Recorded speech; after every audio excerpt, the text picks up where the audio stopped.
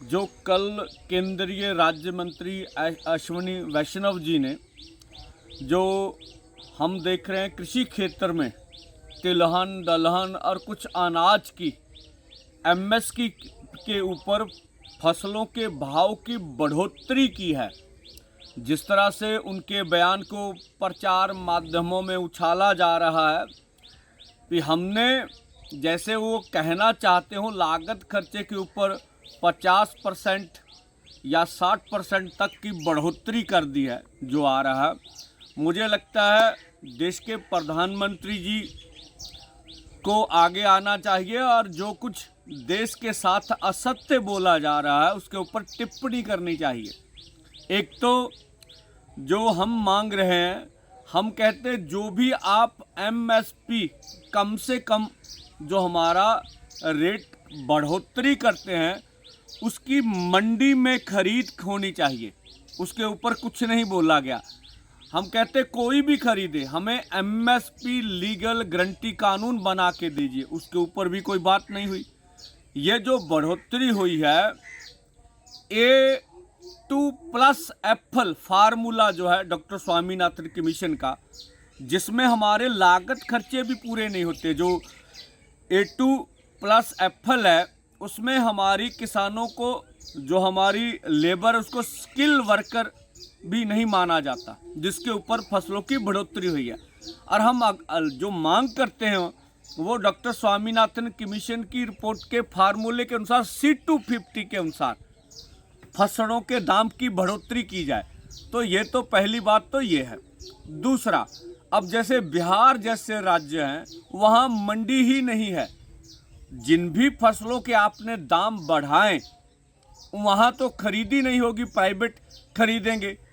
पंजाब में अकेले धान के ऊपर आपने 69 रुपये दिए हैं, ये कुल फसल का 3% है।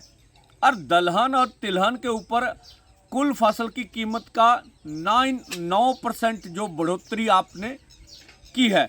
अब पंजाब को धान के अलावा कुछ कपास का क्षेत्र है, अब आपने जो मक्की है, गवारा है, बाजरा है, जो दालों के ऊपर बढ़ोतरी की है, जो तेल बीजों के ऊपर, उसका तो पंजाब को कोई फ़ायदा नहीं। इस तरह से बहुत से राज्य हैं जहां पर खरीदी, यहां मक्की का रेट अमूमन 800 से लेके 1200 रुपये होता, आपने 2400 रुपये उसका रेट ऐलान किया। रेट ऐलानने से मंत्री महोदय कुछ भी नहीं होने वाला। आप फसल की मंडी में खरीद कैसे हो इसके ऊपर विचार करिए। एक तो ये बात थी। दूसरा, 3 से लेके 9% हमारे फसलों के दाम बढ़े हैं, लेकिन खेती उर्वरक से हमारे जो कीटनाशक पेस्टिसाइड हैं, जो डीजल के रेट हैं, खेती मशीनरी के रेट हैं, इसी के साथ साथ जो हमारे खेती क्षेत्र में बीज हैं उनकी बढ़ोतरी। मैंने खुद धान का अभी जो बीज है 170 रुपये प्रति किलो लेके आया, और हमारी जो खरीदी होगी वो 24 लगा लिए, 2400 में हमारा धान खरीदा जाएगा, हमें 170 रुपये किलो दिया जाएगा। तो ये हमारे जो लागत खर्चे हैं, देश में जो महंगाई बढ़ी है, हमें इससे कुछ भी किसान को लाभ होने वाला नहीं है। इसलिए हम बढ़ोतरी को नाकाफी समझते, मजाक समझते।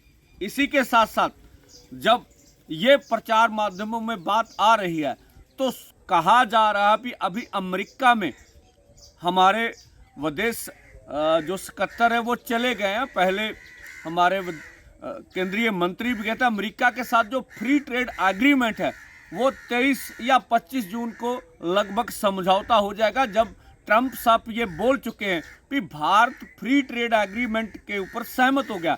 इससे जो कृषि क्षेत्र में जो बाहर से जो उसके ऊपर टैक्स नहीं लगा, फसलें आएंगी, पोल्ट्री की सामान आएगा, मीट का आएगा, तो भारत का कृषि क्षेत्र बर्बाद हो जाएगा। ये इंग्लैंड के साथ तो पहले समझौता हो चुका है।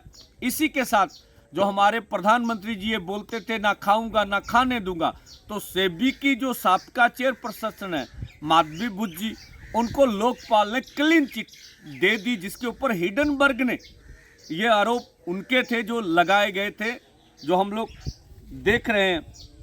तो इसी के साथ साथ जो विजय शाह हैं भाजपा जो अभी सत्ता में, वो बोलती देश सबसे ऊपर है, अच्छी बात है। विजय शाह ने जो देश की महिला जो सुरक्षा कर्मी हमारी सेना में, उनके ऊपर जो अभद्र टिप्पणियां की थी, उनके ऊपर एफआईआर अभी तक उनको गिरफ्तार नहीं किया गया। तो अब उनके ऊपर जो है रोक लगा दी कि ना उनको गिरफ्तार किया जाएगा। तो भाजपा के अगर मंत्री सैनिकों के खिलाफ बोलें तो वो देशद्रोह में कभी भी नहीं आता, जिसकी निंदा करनी चाहिए। इसी के साथ साथ जो हमारे पहले ब्रिजभूषण जी थे, जिनके ऊपर पकोका के ऊपर आरोप लगे थे, उनको भी पुलिस ने बरी कर दिया।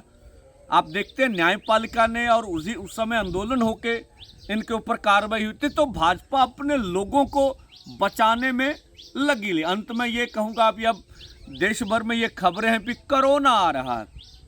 ये दुखद है जिस तरह से कोरोना ने पूरा भारत का लघु उद्योग, मजदूरों को जिस तरह से तबाह किया, जिस तरह से हमारे जो प्रवासी भारतीय थे, चाहे बिहार के लोग हों, उत्तर प्रदेश के हों, उड़ीसा के हों, मध्य प्रदेश, जिस तरह से उनको गाड़ियां नहीं मिली, चलते हुए घरों की ओर गए। पता नहीं कितने लोग गाड़ियों में भूख के कारण मारे गए। इस तरह से आपने गंगा मैया में जिस तरह से लोगों की लाशों का अंबार देखा था।